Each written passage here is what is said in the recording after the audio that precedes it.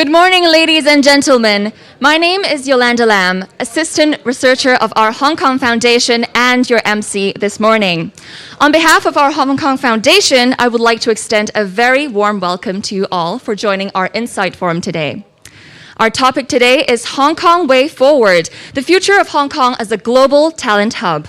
And we are honored to have Mr. Bernard Chan, Executive Vice Chairman of our Hong Kong Foundation and Chairman and President of Asia Financial Holdings Limited, to speak to us on this highly important subject. Now, may I first invite Mrs. Eva Chang, President of our Hong Kong Foundation, to give us a welcome remark. Mrs. Chang, please.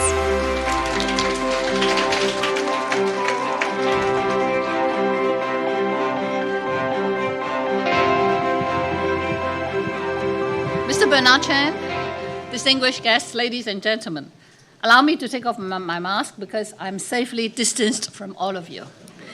And isn't it great to be together again? This is the third time we do an Insight Forum in the last few months. I wonder how many of you have been to the first two. Can I have a show of hands, those of you who have been with us for two of the three? Well, okay. That's like a quarter. That's not bad at all. But anyway, thanks for sparing your very valuable time to be with us this morning. Now, as the saying goes, Hong Kong has opened a new chapter, 新篇章啦. And all of us, we call ourselves Hong Kongers. I believe we will not be just witnesses in the new era, but also active players. And so, as masters of our own destiny and leaders of the community, I think we need to know where exactly we want to go and for what purpose. So this is why our Hong Kong Foundation, as a leading think and do tank in Hong Kong, has organized a series of 3 forums, as I just mentioned, to discuss way forward. And we have already done 2. The first one was on Hong Kong's future as a financial center. And the second one is on our future as an innovation and technology center. Of course, today, our forum is the third one, and the final in the series, and the theme that we have picked is the future of Hong Kong as a global talent hub. Well, these 3 dimensions we picked are all significant in their own ways because they create wealth and high-end jobs and also hopes and opportunities for all in the community.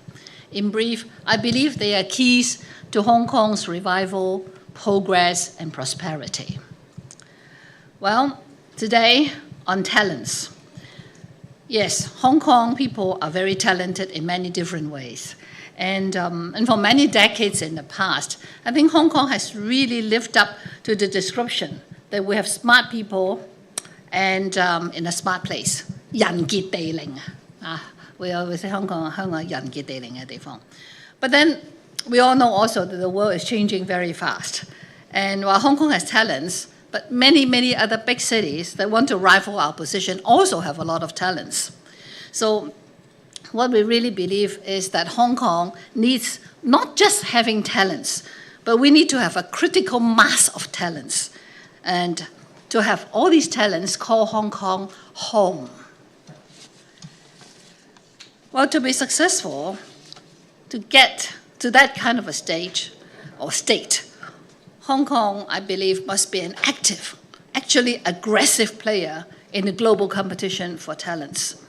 So that's why we're really happy and glad to see that the Chief Executive, Mr. John Lee, in his policy address last week, he had started to move Hong Kong from just talking about talents to taking more robust actions or concrete steps to create a talent-friendly city. And I think that that direction gives us everybody in this room much food for thoughts and hope for the future. And so I believe it is very timely, very relevant for us together here today to take a deeper dive into the subject of how Hong Kong can become a global talent hub. We're very grateful to Mr. Bernard Chan for agreeing to give the keynote speech, and also to Dr. Aaron Harilala, to Ms. Diana Caesar, Dr. Daisy Wang for agreeing to share their insights in a panel that's going to be moderated by Dr. Stephen Wong. And last but not the least, please allow me to also take this opportunity to thank profusely Mr. Robert Wong and Hong Kong Land for giving our Hong Kong Foundation the privilege to use this great venue and be our sponsor for the whole Insight Forum series. And now, without further ado, may I pass the stage to our keynote speaker, who needs no elaborate introduction, the Executive Vice Chairman of our Hong Kong Foundation, Mr. Bernard Chan, please.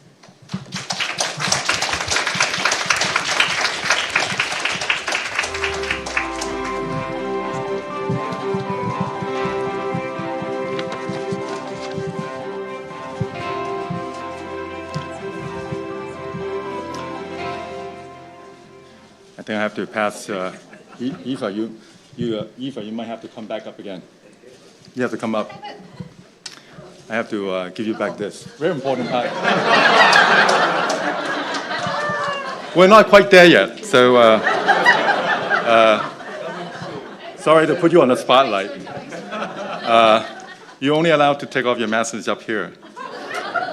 Ladies and gentlemen, good morning. Thank you, Robert, for this wonderful venue we can use here to share this very important topic that Eva alluded to. Today, I am very privileged by the presence of our many eminent speakers and participants. Now, these days, policymakers, businesses, and the public have been all talking about one single theme, and that is a severe shortage of talent. Now, make no mistake that we are in a war for talent. Countries and regions all around the world have been making unprecedented efforts to groom and attract talents, and we cannot risk falling behind.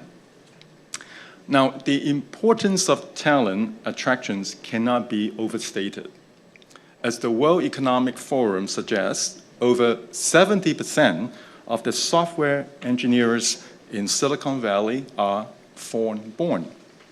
The US, the UK, Canada, Australia have collectively attracted nearly 75% of all the highly skilled immigrants globally, contributing to their past socioeconomic successes. A study by the Harvard Business Review also shows that companies with above average diversity of talent, demographic-wise, have about 19% higher innovation revenues. Now, this is exactly why the quest for talent is so important. A critical mass of talent forms an ecosystem in which they interact, which drives growth and attracts even more talent to pursue their opportunities and success. Now, Hong Kong has always been a global talent hub. Talent have always played a very pivotal role in Hong Kong's development and prosperity. Now, decades ago, after the World War II, it was the Chinese entrepreneurs with their labor, expertise, and foreign capital that turned Hong Kong into a manufacturing center. Now, partly benefiting from regional geopolitics at the time, it was, again, an influx of the immigrants from all over the world that transformed Hong Kong into an international financial center. Now, we find ourselves in a bottleneck of economic growth.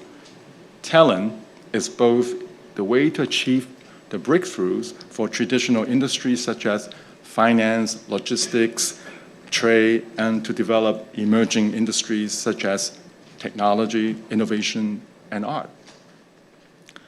Traditional sectors such as finance relies on new talent and skills to develop new growth engines such as fintech, blockchains, and even ESG.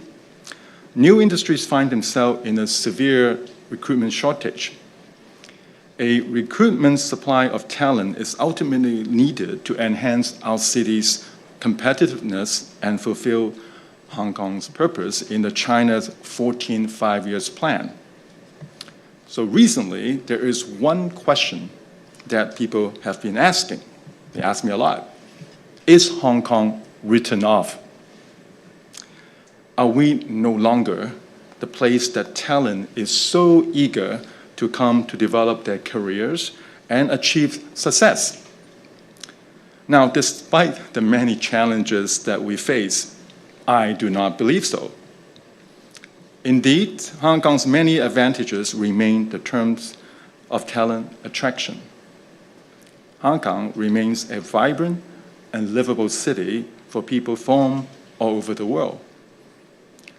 But now let's take a moment to imagine that you are a foreign individual looking to relocate. Now, what would you consider before you make that decision? Having a low and simple tax rate and a business-friendly environment certainly helps. Hong Kong is still ranked first in economic freedom with no foreign ownership restrictions. For those with children, Hong Kong's education system is ranked fourth globally in the OECD's latest program of international student assessment, PISA, with a variety of education options. Elderlies are well taken care of by our outstanding medical services. But then, of course, opportunity-wise, Hong Kong has 5 universities that make into the global top 100 of the latest QS World Ranking, University Ranking, being the top city with the most entries. It has always been an international financial center and a hotspot for IPOs. It remains a land of opportunities with its proximity to neighboring economies, especially as a gateway to the rest of China. Now, of course, we have to be honest. We must acknowledge that the social unrest and the COVID-19 has brought about reputational and business challenges. And to follow that, a narrative that Hong Kong is no longer the Pearl of the Orient it once was. In the 2021 IMD World Talent Rankings, despite ranking first in Asia, from the breakdown, we see Hong Kong's appeal to foreign talent has dropped over the years from 5th in 2016 to 26th in 2021. And in the meantime, we also recorded a year-on-year net outflow of 95,000 people in mid-2022. Now, mind you, most people can't come in, so it's really net outflow. So this is the 3rd consecutive year of net population outflow, where Hong Kong has a collective outflow of around 200,000 people. Yet we should not have our eyes on these recent events, as these issues is at the state, in fact, more structural problem. We have witnessed a lack of talent to drive our next wave of economic growth in the last decade, leading to the bottleneck I have just mentioned. The forces of development have become more complex. The quest for talent are even more so. The reasons are manifold. Hong Kong's development itself has become incremental as the economy matures, while global and regional competition has become more fierce, and late developing countries and regions have undergone advanced modernization lately. Not only do they present immense opportunities to talent around the world, but the exceptionally attractive industry policies offered by some have made us even more disadvantageous, while mainland China is an obvious example. The 21st century also marks greater resource mobility, including ease of talent flow, and also the rise of emerging industries that have lower geographic stickiness, such as the art and tech, when compared to manufacturing and logistics, leading to talent settling in places with huge domestic markets. So indeed, we are in a war for talent. Hong Kong called for talent to embark on its current development, as suggested by the government in its own manpower survey and projection released in 2019, while forecasted a short shortage of around 170,000 workers by 2027. Hong Kong also called for talent to develop its new industries and bring it to new heights. Now, all the above tell us that we can no longer rely on traditional advantages and methods. So while we hope that after the reopening of COVID, talent would return, but hope is not enough. We still need to aggressive talent policies and measures. We will not naturally get out of the interlocking puzzle between industry and talent. We need imminent and innovative interventional policies. Now, to build a talent hub means two things. Firstly, to be able to recruit pool of global talent. Secondly, also to groom our local talent. The question is, are we doing enough? Now, our education system is not yet fully equipped to supply the future-proof talent. With the talent and skills demanded brought by Hong Kong's technological development and reindustrialization, we face an increasing skills mismatch between learners and employers of expectations. 58% of the business identified talent shortage as a key obstacle to their upgrade and transformation plans, while every 3 in 4 employers find it difficult to employ staff with the right skills. Now, we are also not doing enough to reskill and upskill talent with a low participation rate in continuing education. With an inadequate local supply, especially for the new industries, it brings a need to attract top-notch talent from all over the world. However, let's not forget that Asia World City has been cut off from the international community for over 2 years, with a more than 50% decline in the number of total talent inflow in our city, via our various employment and other visa schemes for foreigners. The unknown regarding mass testing and quarantine facilities have been driving businesses and talent away, temporarily or permanently. Now, our city has not been aggressive enough in courting skilled labor via our visa schemes, as there exists a huge mismatch between the eligibilities and the benefits of such schemes. Both Singapore, now we use Singapore a lot, but let's just use Singapore. Singapore and the UK have launched new schemes and offer pre-employment visas to attract top-notch talent.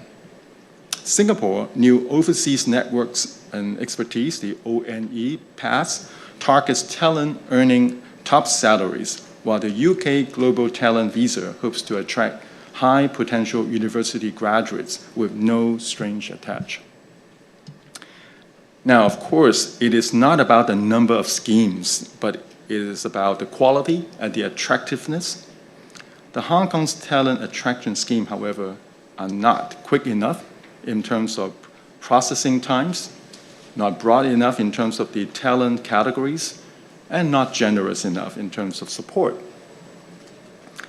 Now, although optimization measures have been in place for the quality migrant admission scheme, and has indeed led to a rising number of talents admitted, but further improvements are still needed.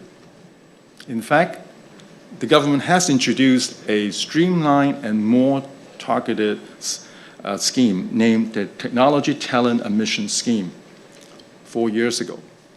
Yet, it still comes with strict requirements of talent spanning education background to employment contracts, alongside other stuff such as the mandatory local hiring requirements for tech companies.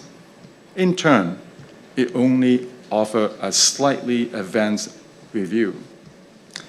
Now, all this has hampered its attractiveness, with just over 200 applications over the few years after its introduction. Well, we got to change.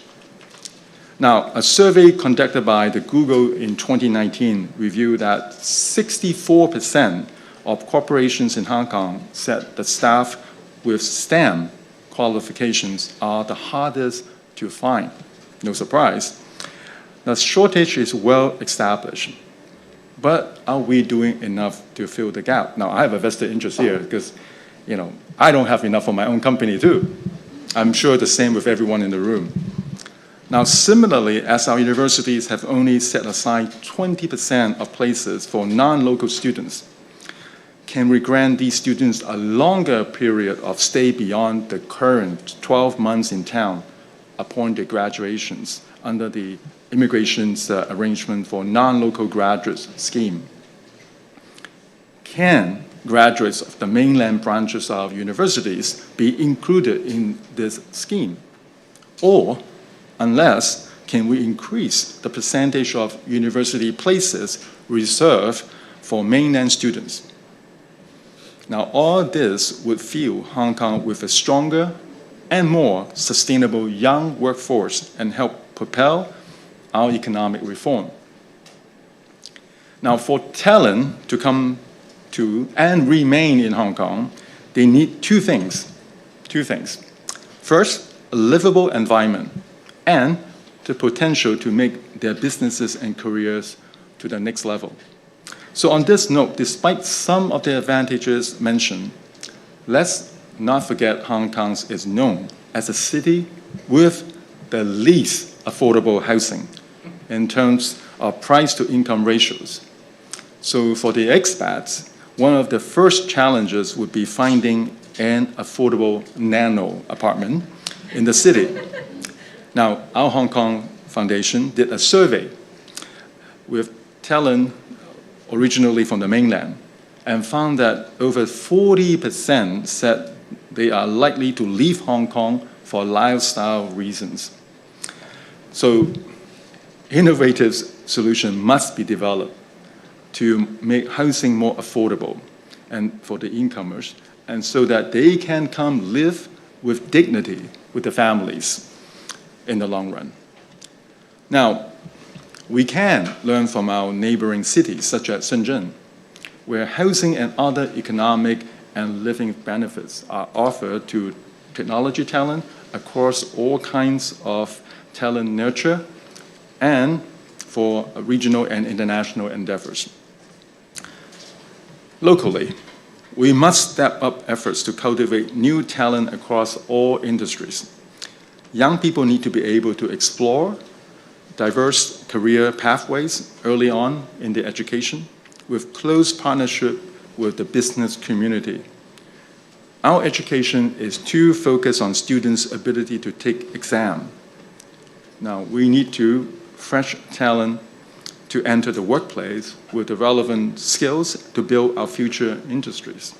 Then we need to rethink the way we educate our next generation. By the way, I'm not blaming our educators. It's not the fault of our educator. Partly to be blamed is we as parents. So please get this right. I'm not blaming the educators, right? It's we as a society need to be blamed. And our university should also offer double degrees in technology and business or other professional services to train multi-skilled talents to fill the market gap. Working professionals need to be provided with the resources and the opportunities to upskill and reskill. In Hong Kong, only 20% of our adults take part in continuing educations compared to Singapore's 49%. Now, I have a former ED of VTCs here, so I hope my numbers are correct. Or my colleagues' numbers are correct. Our workforce can only stay competitive by continuously picking up new skills required to grow our blossoming industries. Now, regionally, we should leverage our regional proximity to the Greater Bay Area and beyond to attract ambitious regional talent looking to expand their horizon. Mainland China is recently showing an oversupply of graduates seeking jobs, especially for the tech industries, which could prove to be an opportunity for us. This year, the unemployment rate of these group of people aged from 16 to 24 in China reached almost 20%, while a study on Graduate Outlook revealed that although the number of job applicants rose by 75%, the number of vacancies actually decreased by 8%. Now, we can seek to attract some of these talents in critical industries in Hong Kong, for example, by leveraging the mainland campuses of the Hong Kong universities in order to absorb this talent group to cross the border.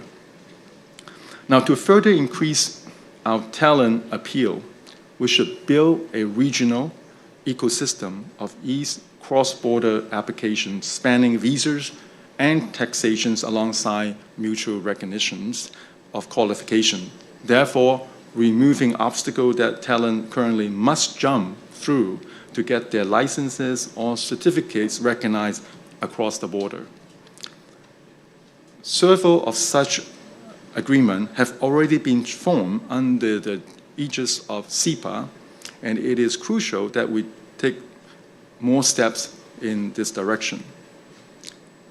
Internationally, we need to better promote ourselves as a gateway for international R&D talent to unlock the incredible potentials of Hong Kong and the Greater Bay Area.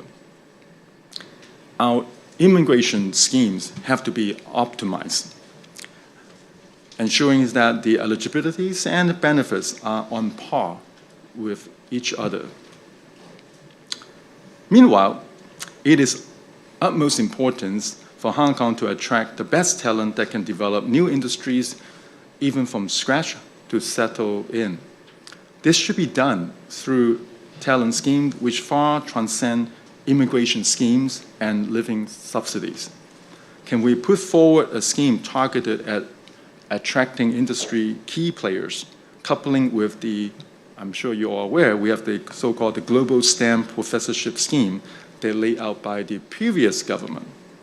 Can we join hands with Shenzhen to attract top-notch talent to work in both cities through co-appointment arrangement, and thereby leveraging on our strong universities and international research environment alongside with the relatively developed tech industry in the mainland? All these initiatives not only will increase the attractiveness of our talent scheme, but facilitate better attraction of the right talent. For example, translational scientists that commercialize university findings coupled with ease cross-border arrangement. Now, don't get me wrong, the construction of a livable environment concern far beyond monetary and ancillary support offered by all these schemes and subsidies.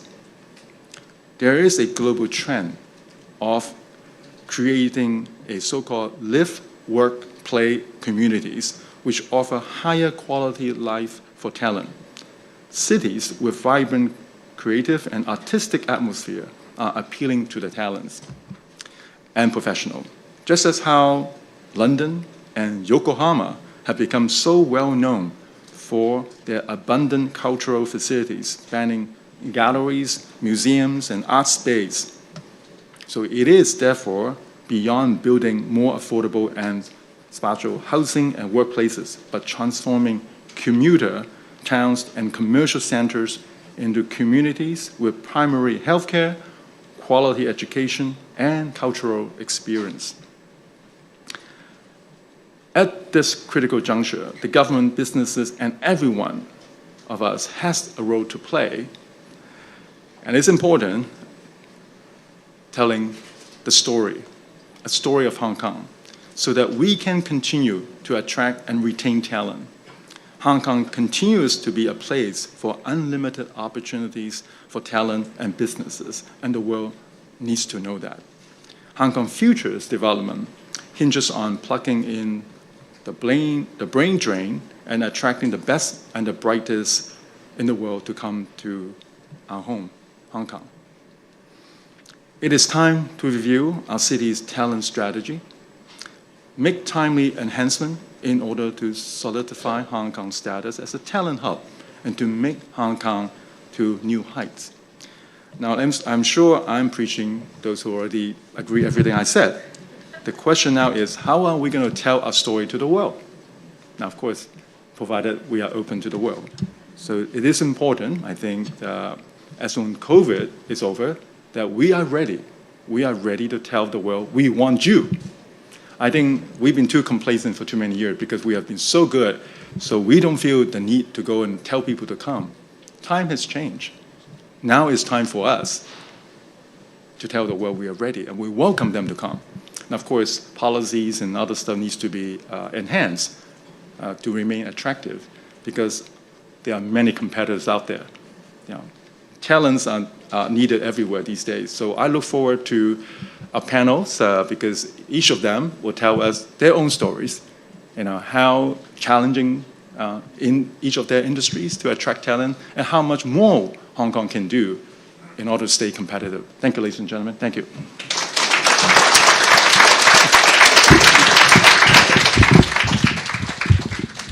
Thank you, Mr. Chan, for your informative and encouraging speech. Please take a seat. Now, after Mr. Bernard Chan's keynote speech, it is now time for the panel discussion. Today, we are honored to have 3 distinguished guests from different walks of life to join us in person to share their thoughts and experiences in a panel discussion with Mr. Chan. The panel discussion will be approximately 40 minutes, followed by a 20-minute Q&A session where we will open the floor for questions. On-site guests and media friends are more than welcome to raise questions then. We have with us today Dr. Aaron Haralella, Chairman and CEO of Haralella Hotels Limited, who is also our Hong Kong Foundation's Special Counselor. We are also joined by Ms. Diana Caesar, Executive Director and Chief Executive of Hang Seng Bank Limited, as well as Dr. Daisy Wang, Deputy Director of Curatorial and Programming at the Hong Kong Palace Museum. Now, Mr. Chan, please join us again on stage, and may I invite all of our guests onto the stage as well. Last but not least, may I invite our panel moderator, Dr. Stephen Wong, Senior Vice President and Executive Director of Public Policy Institute of our Hong Kong Foundation, to come to the stage. Dr. Wong, the floor is yours, please. Thank you, Yolanda. Thank you, Bernard, for the wonderful speech, and also welcome our distinguished panelists. So one thing that I think the way I moderate this session is I will invite each of the panelists to share some of your thoughts, and then I will obviously open up for questions from the floor, and then and also some media questions as well. So, first of all, I got to mention obviously with the policy address last week. So there are a number of key initiatives that the CE has sort of laid out, and obviously there's always room for improvement probably, but I think that's also a context of our discussion today, as in the government listens and hears and try to address the problem, so would love to get your feedback on that as well. But my first question to sort of all of you, aside from just giving your general thoughts, is that from your industry, can you share particularly the challenge that you face in the past couple of years in terms of brain drain and in terms of the measures that in your specific industry, that it's just sort of the open general question for all of you. So maybe I invite Daisy to share with us first. Thank you, Stephen. It's such a wonderful opportunity for us to share with you what we have to deal with in the past few years. Number one, I'm a living example of talents coming from elsewhere and come to Hong Kong. I came in July 2019 in the midst of everything. Sorry, I have to tell the truth. You have to, yes. Because I recruited Daisy. I was so worried that she's not going to come. So I'm glad you came. Thank you. You obviously lead by example. In fact, also, I never told you this. I actually watched a CNN video interviewing you about Hong Kong before I applied for this job. So thank you for encouragement. I was a very good salesman, right? Obviously. I think that we definitely have a lot of challenges. I work at the Hong Kong Palace Museum. I came here with a mission that is to open this museum in exactly 3 years. And we did that. And actually, we opened earlier than that. Yeah, So I think that coming to Hong Kong for me is an obvious choice because I love the speed. It's not just Hong Kong speed, not China speed. It's Hong Kong Palace Museum speed. We create speed. And I love challenges. And this is the place for challenges, for sure. And also, I love the opportunity. I came here with an endowed position, so I had a very comfortable, very secure job in the United States, in the top-tier museum. But it's those things combined that really attract a lot of talents coming to Hong Kong. However, there are a lot of challenges. I think that when I live in New York, people always say, oh, yes, you stay in the city, but you often go out often. But don't forget, you have to come back, right? So I think the travel has been very, very tough. My hometown is in mainland China, in Hunan province. So one of the things I really love is that I could, over the weekend, I could take a high-speed train and go to Shenzhen and go to Hunan, but it has been so difficult. I also have a home in the United States. So I used all my vacation days to go to the United States and come back for the 21-day quarantine. I spent 42 days quarantine in a hotel in Hong Kong. And I have no time because I have to hop on the airplane and then come back within 48 hours. It's because it's very difficult to get a hotel, number one. You first book a hotel, and then you look at your air tickets, right? Usually you don't get enough time. So that is the hardship we have to face. And a lot of my colleagues coming from all over the places, mainland China, difficult. You also have to be quarantined in mainland China, and you come back and be quarantined again. So it's a lot of challenges, but I would also say that Hong Kong is a wonderful place to be is because I have the best staff, the hardest working staff here, very determined, a lot of OTs, I got a lot of staff complain, but in any case, they did it. And I also think that opportunities here are unique. I came from a curatorial position. I wasn't chief curator, I wasn't deputy director, I wasn't in the management. However, Hong Kong gave me opportunity. Bernie, you gave me opportunity to jump the ladder. So I think it's that kind of a special place. I think even, I went through a lot of this kind of difficulties. Now, if you say, well, looking back, if we offer the job, would you come? I will. I will pack my 2 suitcases and come tomorrow. Great, thank you. Daisy? Yes, Diana? thank you, Stephen. Yeah. I think for the financial sector, we've always been experiencing this tug of war for talent. It's not anything new. Now, granted the fact that travel restrictions, border restrictions have made it a bit challenging and exacerbated that pain in very many ways.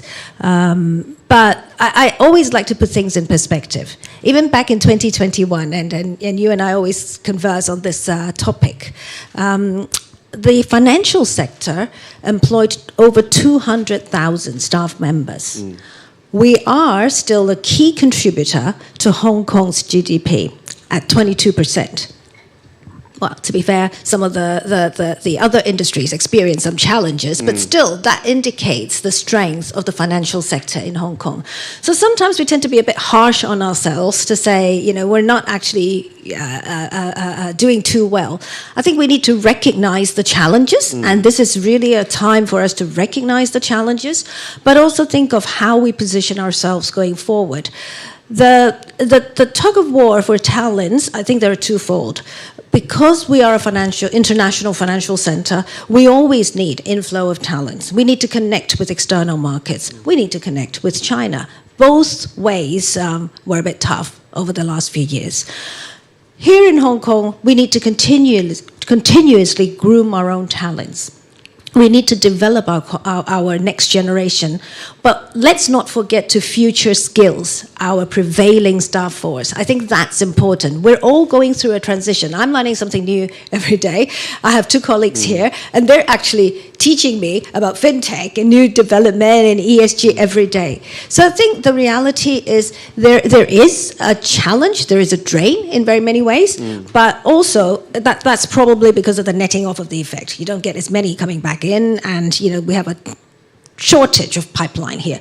But let's focus on how we can move forward in terms of future skilling our colleagues. Those of us who actually have been in the industry for long, how do we then equip ourselves with the skills to operate and navigate forward, and at the same time enable us to have conversations, meaningful conversations with the younger generations? I certainly wouldn't want them to think I'm very old-fashioned, I don't know how to talk to them. So in that sense, I think it's both ways. We then give them a bit of confidence, inject a bit of confidence, inject a bit of energy into their desire to want to be a part of the industry. That's how I see it. Yeah. Thank you, Diana. Aaron? Thank you, Stephen. So my industry is the hotel industry, and the travel industry all around the world has suffered quite greatly. With border closures, quarantine in Hong Kong has been a disaster for us. I was reading a LinkedIn post one time, and somebody said, well, this quarantine hotels are only beneficial to the hotel owners, and I guarantee you, no hotel owner has made any money out of quarantining. It's been a very difficult procedure. But in my industry, we've seen a mass outflow of talent. I've lost 2 general managers and a financial controller within this period, and trying to attract that same caliber or level of talent, a general manager or a financial controller, has been a mammoth task. The only reason we found somebody was one of the financial controller was Hong Kong based. We could not look internationally. And for one of the general managers, his wife was from Hong Kong. He's Dutch, lived in Hong Kong 30 years.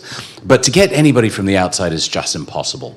But and the reason I would say is that we need to take a holistic view of what the lifestyle of talented people, talented individuals looks like. If somebody comes in with children, they need to know that they can educate their children, and not at the drop of a hat, the classes are going to go to half day, or schools are going to close, or we're back to Zoom lessons. And until that transparency and that that information is given and known, Hong Kong will not be the smartest city in Asia or the smartest city in the world. We've lived on a reputation of being the smartest city in Asia, if not the world. And we've lost, I think we need to be truthful about this, we've lost that reputation because we have not been scientifically based or smart. I sat down and the first thing I did was take off my mask. I think the fear and the stigma that we've been facing about COVID, where the rest of the world has not been facing, is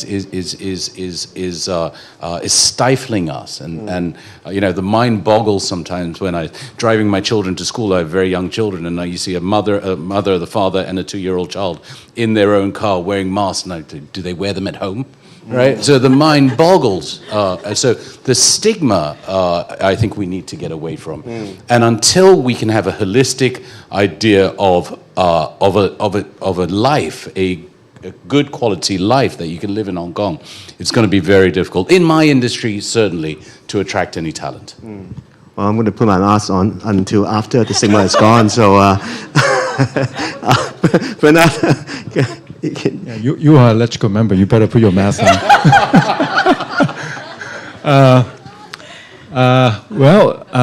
Let's put COVID aside, right? Because one way or the other, COVID will end.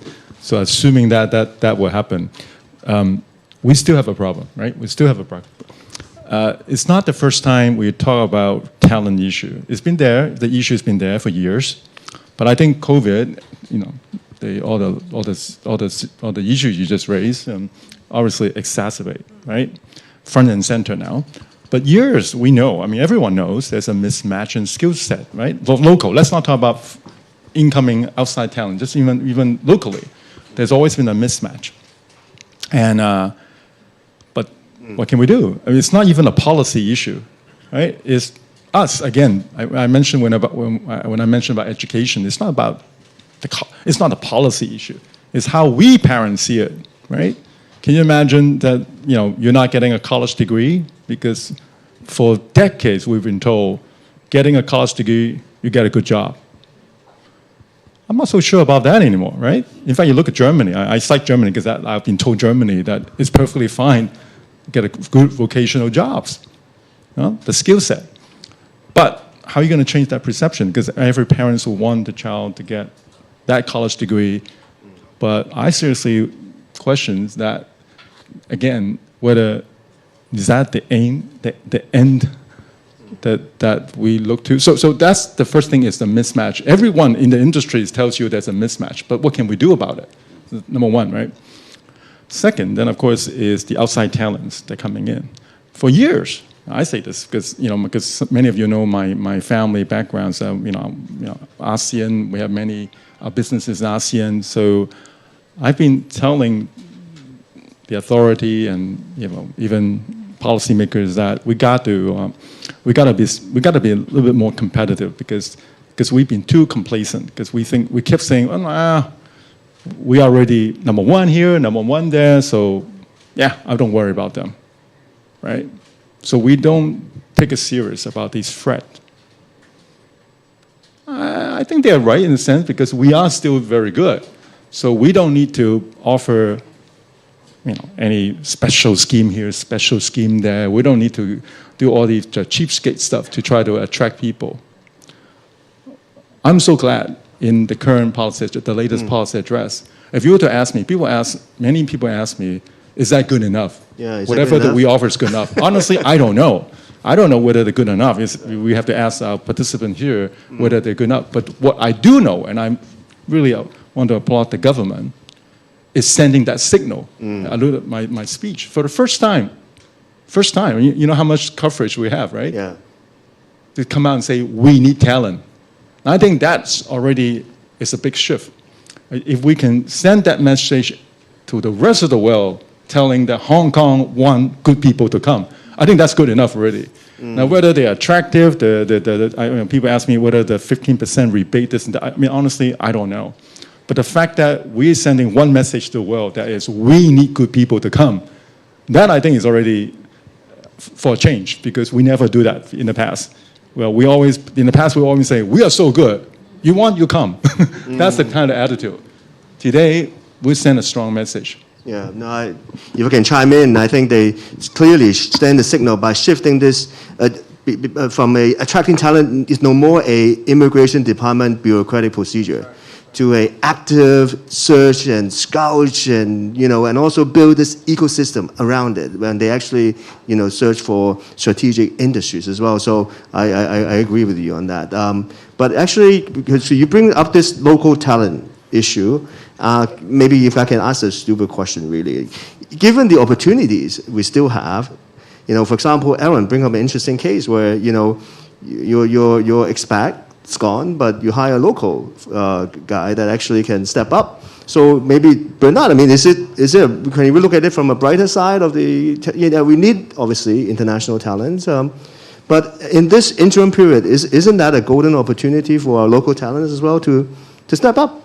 To fill up some of the spaces that is left by the... I should really let our guest speakers here to chip in more, but maybe I'll turn to Daisy. Yeah. I asked the question first. I think traditionally, right, we look at, the finance and hospitality and so on, right?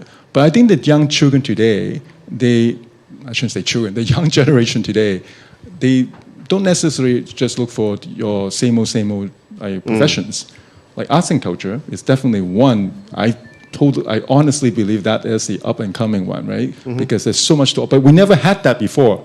But we now have such a facility institution. Let me turn to Daisy. Sure. Yeah, Daisy. When you engage with our young recruits, what are their aspirations? Do they see? Because I think it's important that we give hope, right, to our generation, whatever jobs they want. Right? But I think the parents want something else. Because when I met recently a father, I don't know this person before. He came up to me because he knew that I was involved in Palace and Amplas. He came up to me and said, my son graduated from university in the US and now working at West Kowloon. And I said, so that's great. What is he doing? He's an installer. He's installing arts. I said, wow. I thank the father because he's very open-minded, right? Because I think when I graduated with a student art degree, I was too ashamed to tell anyone that I was an art degree because it's like, oh wow, you are useless because you're doing art. But I think today the generation is different, right? But it's more important that the parents also have to agree to that, because I think we are still very Asian. There's still certain, we think that, the good career, a good paying job must be this and this and that. Is that how the new generation is seeing it? I would also say that my parents' generation is exactly what Bernard just described. It's so much, when you choose your career, it's so much about what kind of job you'll get. When I was growing up, and there's a lot of joint ventures, a lot of foreign investment in mainland, so I chose to study English so that I can get a job, maybe in a company somewhere.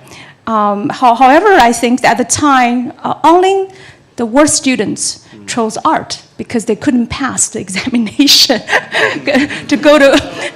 I'm not referring to you, I'm sorry, Bernard. But I would say that the landscape in the arts and culture scene has changed.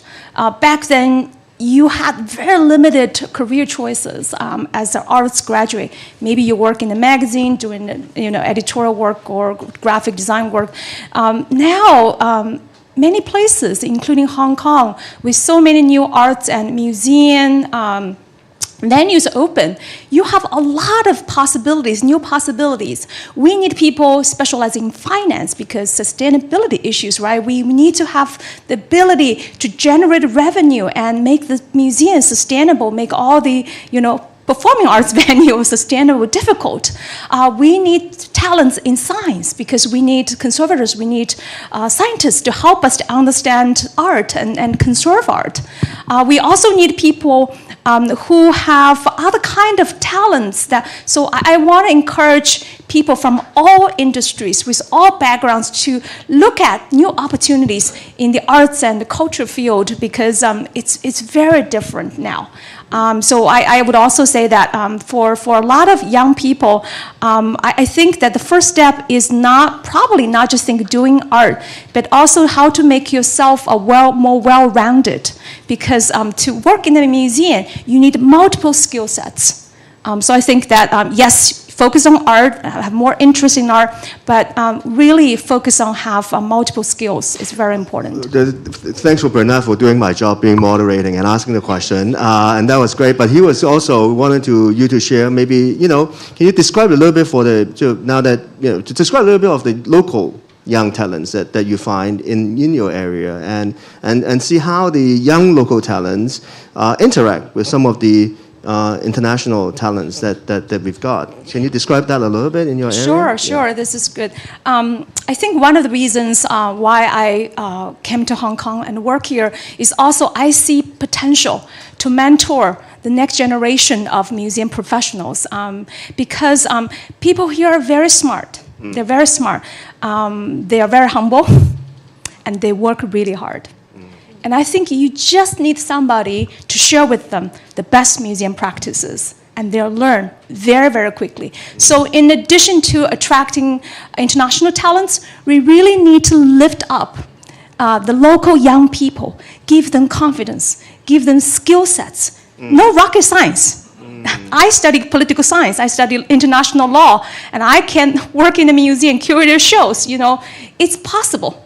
If you have a passion, if people give you the skill set. So I think this is a very exciting, very encouraging new fields, a lot of new opportunities. On the other hand, I would also say that just as counterpoint to Bernard's very, very good points about other industries, and you are known as a financial leader, you are known as an educational leader, but I hope that Hong Kong should not stay too shy in new development. For example, going back to West Kowloon Culture District, this is a phenomenal development. Despite all the challenges, right? We should do better in telling people our success stories. I think that's very important because a lot of colleagues, when I kind of relocated to Hong Kong, a lot of colleagues and friends sent me, WhatsApp messages, "Are you okay?" I said, "I'm perfectly okay. Right. I feel so safe here. This is a wonderful place." But people have misconceptions about this place and the working environment. And we need to do more to create and to maybe restore that positive image of Hong Kong in many industries. Right, just going the Hong Kong style, I guess, aside from being silent and hardworking, as you said, sometimes too harsh on ourselves, right? Instead of celebrating and telling the good story that we actually have. So collectively, we need to, as you said, really be more uplifting of like what Diana has spoken before. Diana, you also, in your area, you mentioned obviously digital transformation, the ESG, and all these different areas that your bank is looking into. How do you find attracting and local talents or attracting or grooming local talents in that area? Thank you, Stephen. Thank you for the question. I think we've got to start from the pipeline. So it's not necessarily at certain pinpointed to certain levels. I think the whole industry, the entire industry, and I've been in this industry for long, I could safely attest to the fact that there are certain labels that are being carried with the industry. A lot of times you think, you've got to have relevant experience. You have to be, working in iBank or certain streams of your business for X number of years before you would be considered. I think we've got to be a bit more open-minded. And in that respect, it should be reciprocating with next generation. People could be changing from one company to another because a lot of the skills actually are transferable. I think we need to recognize and acknowledge that. You could have and you would have certain expertise in different areas, legal, for example, finance. You would have certain expertise, but there are lots of roles and streams of businesses and functions within the financial sector that could be fueled by colleagues with very transferable skill sets. I mean, if you've got a legal background, you could be working for a bank, you could be working for elsewhere. That's why that tug of war always exists, yeah? Because it's not just with competing within the sector, the financial sector. So I think that's one area where we need to be a bit more open-minded to connect and to think of how we then shape the pipeline of our workforce, how and where we look to recruit and develop talents. I think that's my point number one.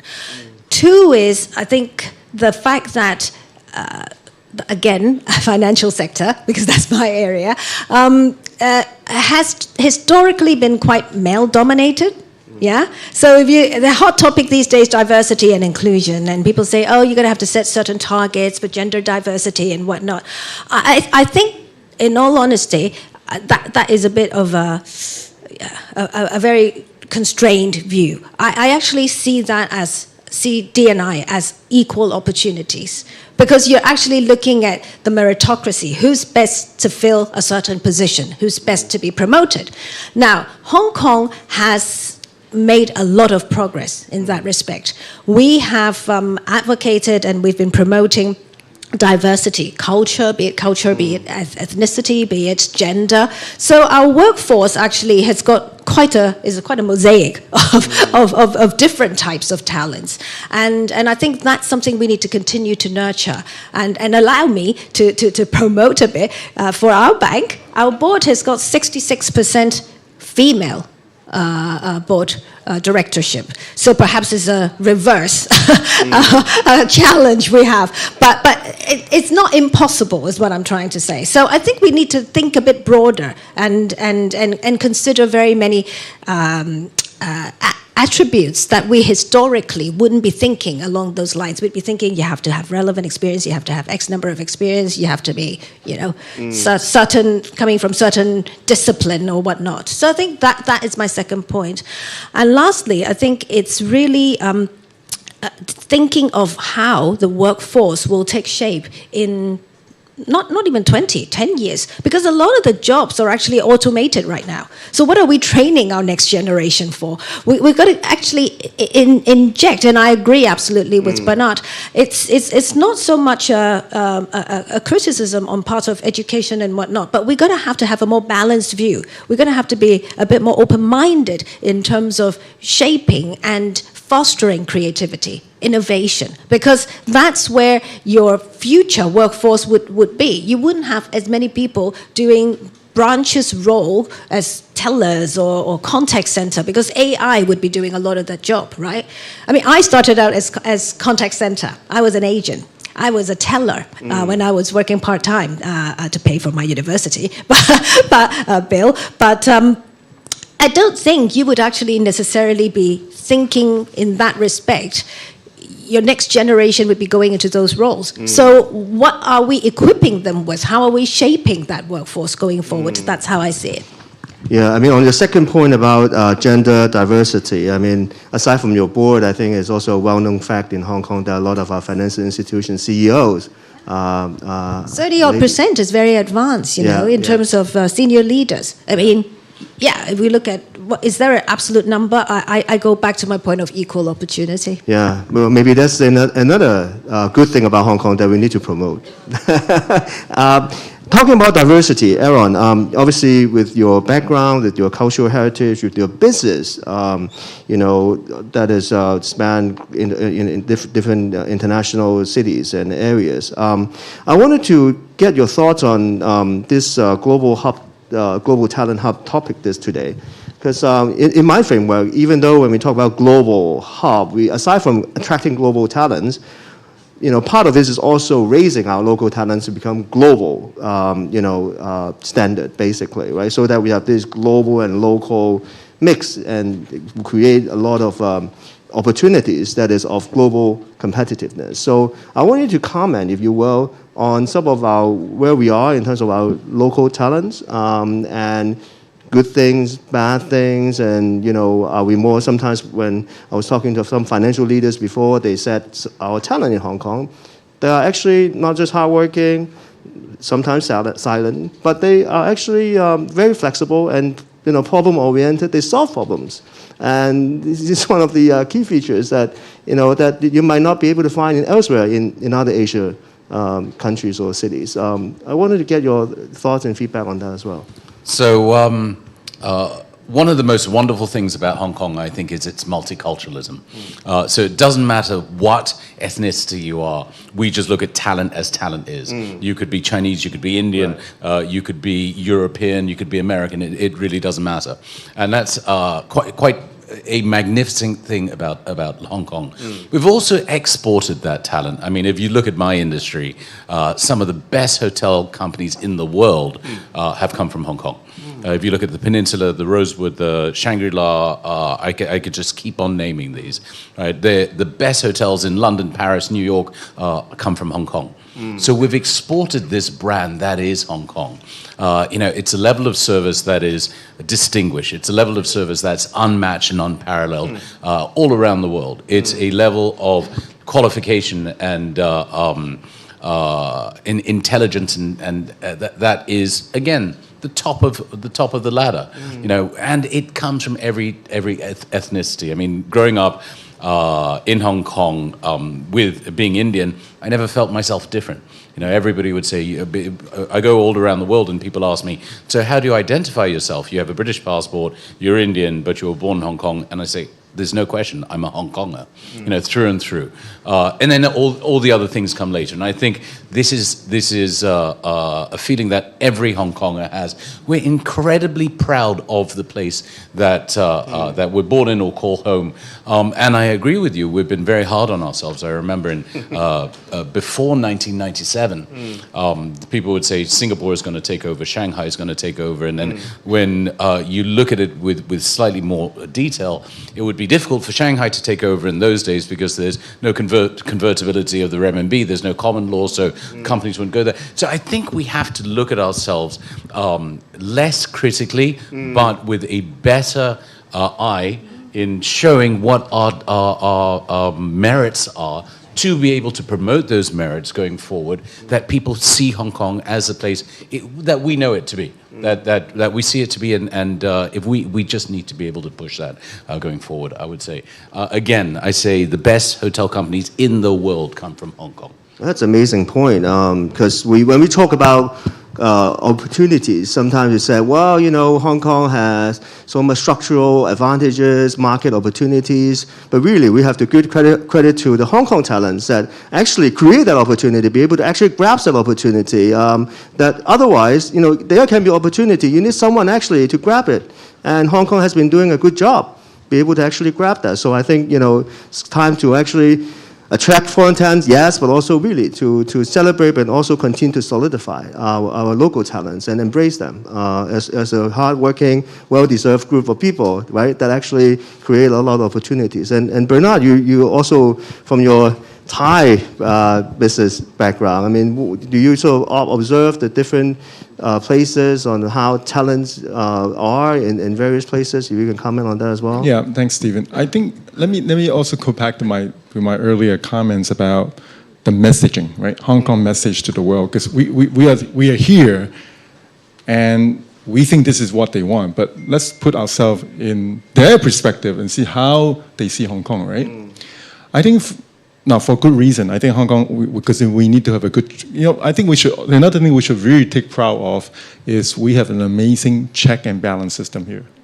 While many in the outside world think that we have no democracy. Hey, democracy is not the same as check and balance, right?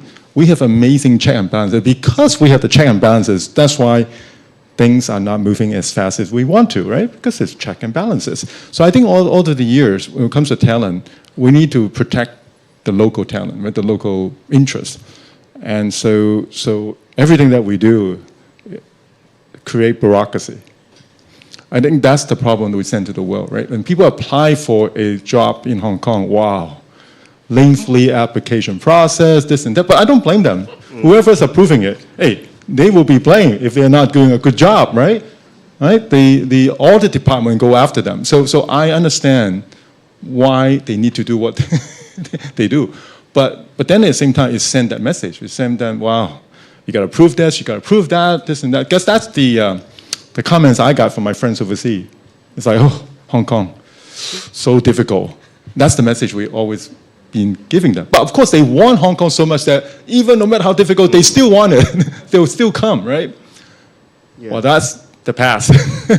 I think today, when everyone is lowering those standards and becoming more and more welcoming, that's why I think in the policy address, there's mentioning of cutting red tapes, right? Yes. I think that's important. But I hope that it not just a policy address, I hope it will turn into actual action, that we want to show to the world that if you're good, we want you.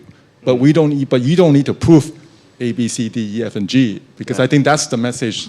Just like with COVID, right? We have to ask them that, oh, you have to declare this and this and that. And it turns people off, right? If especially when they have choices. Now, if they have no choice, oh, no problem, then they'll fill those out. But when they have choices, that's the problem.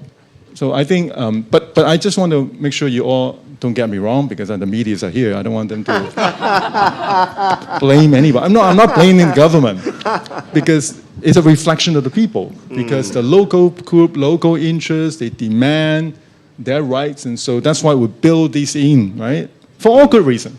They're all for good reason. But I just think that we are now at such a critical time. We cannot just let the same old, because then we will lose out. I think that's my point. Actually, could I add to that? One of the most exceptional parts of Hong Kong has been its nimbleness. Right? We can move very quickly. Yeah. Yes, we have the checks and balances, and we have a bit too much red tape and bureaucracy. We all know that. It takes a while to do things, but we've always been nimble. And what's happened in the last pandemic period is I think we've stopped being nimble. Right? It's been very difficult to move the needle a centimeter here, a centimeter there. We have to regain that nimbleness, because that was Hong Kong's unique advantage. Okay. And if I may jump in, I also think agility, the nimbleness is important.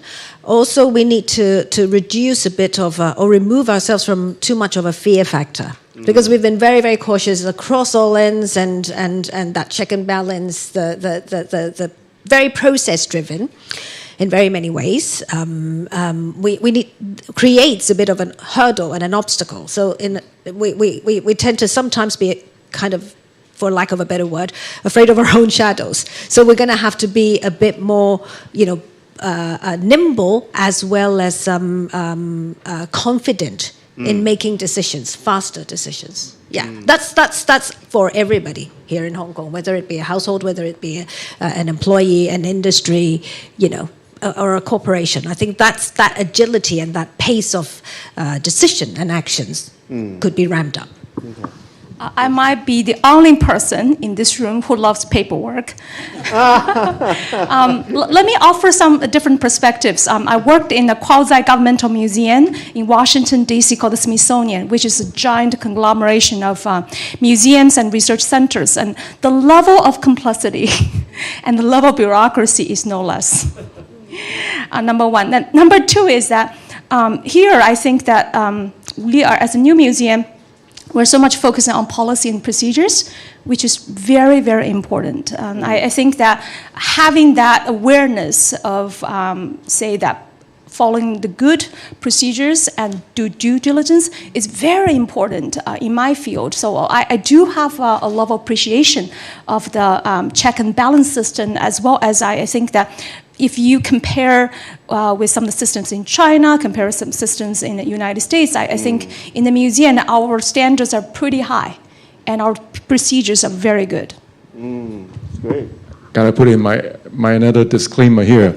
I'm not saying that we should do without check and balances. I say check and balance is important. That's why they're there. We just have to be more nimble and that's right. So anyway, just make sure. And Bernard was the chairman of our board. So thank you, Bernard. And maybe one last question on this floor is, can you share a bit more personal, but it's related to selling Hong Kong? Is if you were to convince local talents to stay in, or attract foreign talents to come to Hong Kong, maybe share one thing about you that you love most about living and having fun or leisure in Hong Kong, or sort of any sort of personal story of why and how and you enjoy Hong Kong. Maybe the most cultural shock with the newest comer, Daisy, maybe you can share with us. I grew up in mainland, and I spent 17 years in the United States as a student and a museum professional. When I came back to Hong Kong, I would say it evoked so many of my childhood memory. Because many people said, oh, Hong Kong has no Chinese culture, people don't understand Chinese history or culture. It's the reverse. Okay. And people were not aware that actually something in their blood. One example, one instance. I mean, some people making old crafts in the street, or the tea, the herbal tea. These are things when I was like teenager. Still, you have something in the street. Not these days. In many cities in mainland, I think you have an incredible preservation of the cultural heritage. That's in the blood. So I feel so kind of a homecoming feeling. Oh. That was very heartwarming. The other thing I think that I really enjoy in Hong Kong is we have the best museum audience here. Oh. So yes. I know there's a lot of criticism. Oh, people don't understand the museum. They don't appreciate this and that. It's the reverse, because just give you an example. I was observing my museum visitors. The mother was taking picture using her cell phone of every label I wrote. And read out loud to her kid. I have never seen. Maybe it's your wife. I don't know, Stephen. But I have never seen such serious museum goer anywhere in the world. When people care what you are working on, when you have appreciating audience, how can you ask for more? And I think we can make... that's what I was going to say. I receive daily WhatsApp from my director, Louis Ng. People say, oh, you have a typo. Maybe you can change this word a little bit. All the constructive criticism, people really care about what you do. And I think that makes so much difference. And we also know our work is appreciated, and we can work even better here. No, I learned so much from when I had a chance as a tour group from Let's Go and be able to listen to your explanation. It's great. It's wonderful. I'm not sure I'm a good museum goer, but I'm just it's just fascinating of what is out there. Thank you, Diana. Yeah, I think I was away from Hong Kong. I went to school in Canada, worked there for a couple of years, and the first instant I got a chance, I returned to Hong Kong. I grew up here till I was 13, 14, and not a doubt, I wanted to come back. I have been away for 10 years plus, but the heart belongs here because of the buzz. Because I've always liked, I've traveled to different places, and it's nice to be, touring the world. But the buzz in Hong Kong is what attracts me. It's almost like keeping you going every day, and the energy and the looking forward, that forward-looking appetite, that strive for excellence. I do agree. We need to re-energize now. I think we need the qualities are here, but we need to re-energize, and we also need to be a bit more progressive in our thoughts. But I still say, if I were to make that decision right now, if I had that chance again, if I were young again, I would. I don't think my mum would like that because she's still in Toronto, but I would. I definitely would. Thank you. Aaron? So I really enjoy the fact that in Hong Kong you have the city, the beaches and the mountains within 10 minutes of each other. The weather changes and everybody's hiking up in the mountains. One of the most wonderful things that I enjoy is dropping my children to school too early in Hong Kong, but immediately from the school I go hiking. Really? And it's quite wonderful. I mean, this evening I'll be playing tennis in this spectacular weather. Everything is accessible. Everything is quick. You can do 10 things a day in Hong Kong. Yep. In Thailand, you can do 3, maybe. Maybe. In London, maybe you can manage 5, but certainly 4 is doable. In Hong Kong, it's 10. Okay. And that's wonderful, I think. Awesome. That's Bernard, is it 3? Depends if you are stuck in the... Depending it's whether pouring rain or not. Pouring rain is probably 2, right? Because you can't even get out of the parking lot. No, I agree with everyone, every comment make. I think we are where we are, right? In fact, we used to be. I think the world see us as one of the best places, right? One of the most important IFC in Asia. But unfortunately, due to COVID and the social unrest, we lost that, right? When I say we lost it, we didn't lose it. It's still here, but that's not how the rest of the world see us. Yeah. So it's now how we're going to bring that message back to the world that hey, we're still who we are. Yeah. I think the problem is because after the unrest and then of course it's somewhat the lockdown, so the rest of the world didn't get a chance to see where we are. They didn't see our museum. Our 2 museums were open during COVID. So they have no idea we have these facilities, amazing facilities, so they need to come back and see it. But the thing is, we need to also tell better stories. Why I keep repeating this message I said, now that with our chief executive pushing this talent crest, I think it's a great message to the world, right? So it's about messaging. So but then we still need to invite people back because it's no point just we saying it, right? They have to come and see it for themselves. Once they're here, they were convinced, right? They were convinced, so we're still not quite there yet. But so I'm actually, I am somewhat very convinced because sooner or later, they will come. But it's a little lag time. But I think we still need to address what I said earlier, or we all said earlier about the mismatch of the skill set in Hong Kong. I think locally we need to do that because we don't also, by the way, when we talk about messaging, it's very important we also give the message that we don't just want foreign talent, right? We also need to preserve and upskill our local talent. That will be a very wrong message and we just keep talking about foreign talent. But of course in the policy address I think that's important, but I think the how do we help the upskill and reskill our local talents is equally important. So it's all about messaging. And that's why I think the purpose of this forum, of course, we're not, everyone that comes here understand that already, but we need that message to keep repeating. Especially, I know for some reason, I always think our biggest hurdle are the parents themselves, right? Me and many others. I think the parents themselves also need to understand. So while we all agree, but yet at the same time, my child, I want that child, my child to do this and do that. I think we as a parents need to also let go, whatever that they think is what job is about, right? The skill is about. I think if we all collectively are more open-minded, and they said, we are. And this day, everyone talking about crossover, fusions, and so to your point, right? I'm not even sure because I'm a mentor for many students, right? And many of them always ask, what career should they go into? Honestly, I have no idea, because I know what the career today I don't know what career 10, 20 years from now. Like you said, I mean, my business, my company may be obsolete in 15 years' time, right? Who knows? So I'm not even sure what skill set are we preparing for them down the road.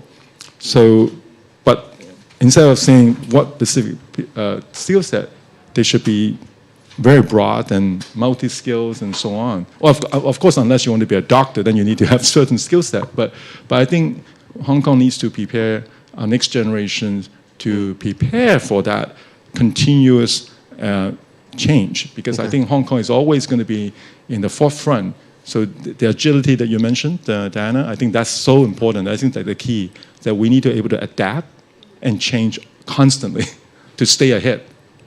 You do a good job just even rounding up what we just discussed. That's amazing. This taking over my job, but let me just invite the floor to join our conversation with questions or introduce yourself a little bit.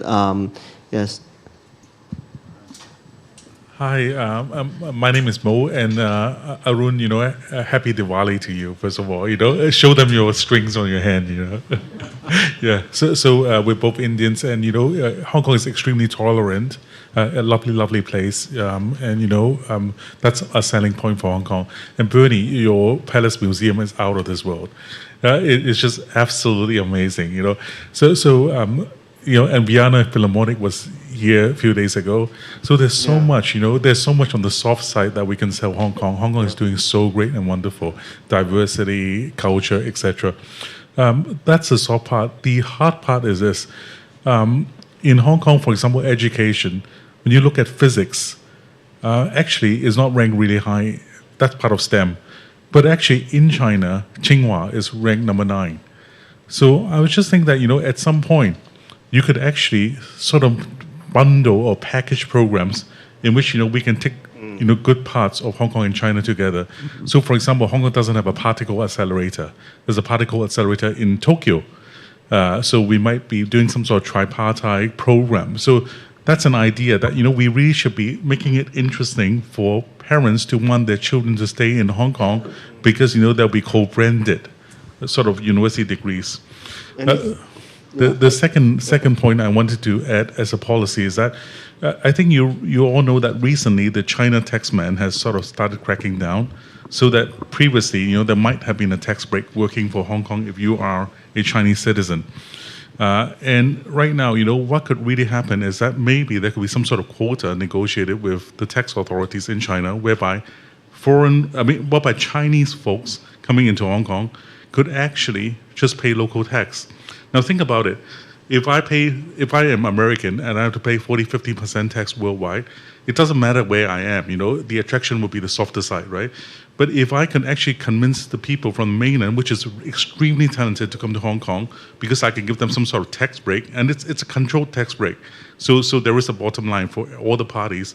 That's something from a policy perspective that could be negotiable with China. So those are my 2 comments. Thank you. Okay. Any thoughts, comments, or maybe first point about sort of the joint education to put together the resources in Hong Kong and mainland universities in GBA or even in Beijing in art or in elsewhere, joint forces. I know, Diana, you also sit on the UGC before. So any thoughts or comments on that? Happy to respond to your first comment. It's an excellent idea. Hong Kong Palace Museum is a partnership between the West Kowloon Culture District and our major partner, the Palace Museum in Beijing, known as the Forbidden City. So it's a very strategic decision to create that museum precisely because of the benefit you just mentioned. Just give you a very concrete example. Our most important and most expensive exhibition is to feature 35 national treasures from the Forbidden City, and that show was phenomenal and created a lot of stir. We co-published with the Palace Museum team 2 books, same contents. However, they are responsible for the Chinese language version, which they distribute on the mainland market. And we create the English language version and we distribute internationally. So it's a win-win situation, and both sides appreciate so much. And also we basically, we have a very small publishing team, 4 people. They have an army of publishing teammates, over 100. So they can do things very, very quickly. So the first rush to the finish line, and we're still working on the English language version. However, we'll finish. Diana? Yeah, probably, Stephen, would be better positioned to answer that question. But I think from my perspective, I do sit on FSDC and UGC, and connecting the dots, the industry, the financial sector already works very closely cross-border with different institutions in the world when it comes to developing talents and programs. However, I do think if we were to advocate and externalize, now we're energized again, in the academic space, certainly. Even if we start with research, I wouldn't be equipped to answer questions on the science field. But I think even if it's research of any sort, right, that's where we could actually connect better and more with universities from other parts, other regions, because that's where, again, you have agnostic skill sets, but you can have different perspective, actually really deep diving into certain, and perhaps understanding Hong Kong better, where we are better. And in that sense, I think that's an area that we could connect. Yeah. Thank you. Okay, we take one or two more questions. Here. Yeah. This lady.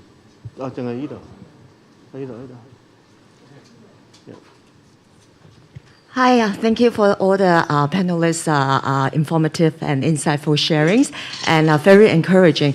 This question is to Mr. Chen. As all we know that you just mentioned, right? We should be more proactive, and then say to the world that we want good people to come to Hong Kong. So as all we know that GBA is the world's, ever since the first megapolis in the world. So for sure is a driving force for the economy in the region. So what would you say in one line to, all these good people, leveraging on the Greater Bay Area potential? Thank you. One line, okay. I was just in Singapore last week. Our board of governors of our Hong Kong Foundation, Alan Siemens here, he was also there, Singapore, promoting Hong Kong. We are all out there now helping to tell that story. I'm sure every one of us, I'm sure you too, every one of you.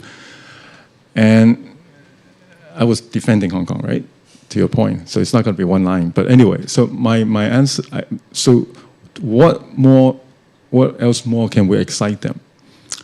And my answer to that is, because in fact, the question is not so much about Hong Kong, it's about China, right? Increasingly, the story of Hong Kong is also the story of China.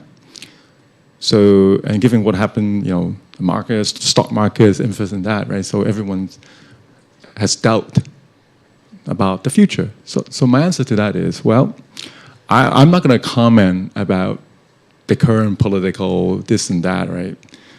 But if you look at China in the long run, medium to long run, with a fast-growing 400 million middle class and rising, how wrong can that be? When you have this rising 400 million Chinese middle class, what do they want? They want better access to healthcare, right? Better access to education for the next generation, living standard, not to mention jobs. So the demand is so huge. And Hong Kong serves a major purpose for that too. Not onshore, we serve the offshore side of things, right? So how wrong can that be? So I am so confident of our future. But let's not talk about the next couple months. Is it going to be 0, 3, 0, this and so that? Yes, we're still a bit rough today. But if we talk about investing, right? I'm sure many of you here invest. It's not for tomorrow, right? We're investing, everything that we invest is hotel, right? Hey, it's not about tomorrow. It's about, 15 years, 10, 15 years on. Come on. So I am still remain very confident about the future. So I think, so when I talk about Hong Kong, I don't just talk about Hong Kong, I bring in the whole country to this topic of 400 million, but of course the Greater Bay Area is 70, but let's not talk about even that 70 or 300, is that rising middle class, the purchasing powers of this young family, middle class family in China. And how are they different from our middle-class families? Not much. I mean, I'm not here to say, but if you ask Daisy, right, the middle-class family in China, how are they different from Hong Kong family? We are all looking for the same thing, better access to culture and arts, right? Because it's not just about getting a job anymore. They want more than a job. For us to attract global talent, it's not about the job. Of course, you need the job, but then you also need all the other things. Because when they bring the family here, they want their family to access to education, quality of life, arts and cultures, and you name it. So I think that's why I am very bullish. Now time is running out, but maybe we take one short question. No, there's no question from the media side. Okay, so we take a, okay. Thank you very much, and I'm David Graham from the British Chamber. Thank you very much for a very interesting discussion. Maybe I could just ask two questions really about international talent. And the first question is really, as I see it, Hong Kong's success going forward is going to be an amalgamation of homegrown talent with the right skill set, increasingly some mainland talent because we're connected to the mainland. We need that talent as we look forward from a business perspective. But we also need that international talent. It's been a key aspect of Hong Kong in the past, and it needs to be in the mix going forward. Listening to the panel, and I know this from my own experience, over the last couple of years, and maybe for the next year or going forward, it's going to be hard to attract international talent. And people are going to have to make tactical decisions as to how they fill those slots in.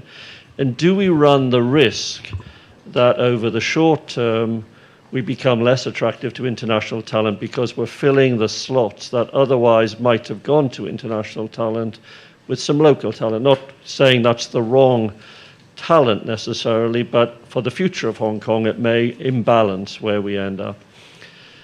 The second question, just following on from that, there's been a lot of talk, and I think we all agree that we need to be out promoting Hong Kong. I mean, the people in this room all know the advantages of living in Hong Kong because we live here and we've enjoyed it. But Hong Kong has undoubtedly taken a huge bashing internationally, and we need to rebuild that reputation. And a lot of the people who've left, they haven't gone back with a good message about Hong Kong. So I think, Bernard, you've talked about you were down in Singapore, you were promoting Hong Kong, and clearly as a chamber we do a lot to promote Hong Kong.